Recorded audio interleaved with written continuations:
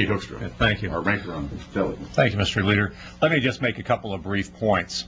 I think the questions that we are looking at as we come back from this trip and as we look forward, we need to make the assessment, is the threat from radical jihadists, does it continue and is it real? And I think that this trip once again reaffirms that this threat continues and it is real. We've made significant progress in defeating al-Qaeda, defeating radical jihadists in Iraq. They recognize that. They've moved the focal point now to Afghanistan. That is one of the reasons why it is important that we have a strong intelligence and a strong military presence in Afghanistan.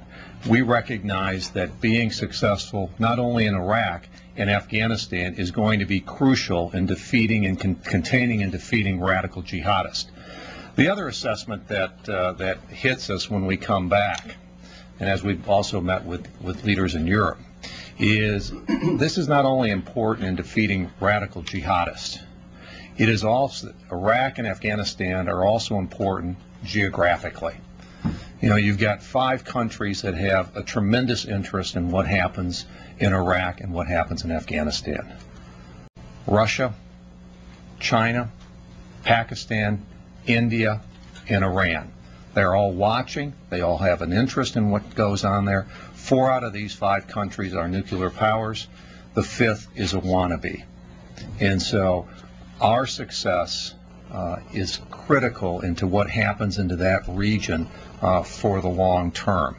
And then the final point is as we look at these major considerations, we have to recognize that we need to be able to make a compelling case to the American people as to why being successful in Iraq and Afghanistan is important to our national security. You put all of those things together. It was a great trip. As the leader, and I'm sure my colleague, Mr. McHugh, are going to outline the work not only of the military, the uniform services, but of the intelligence community, the people behind the lines, and them working seamlessly as they have enabled us to make the kind of progress that we've made to date.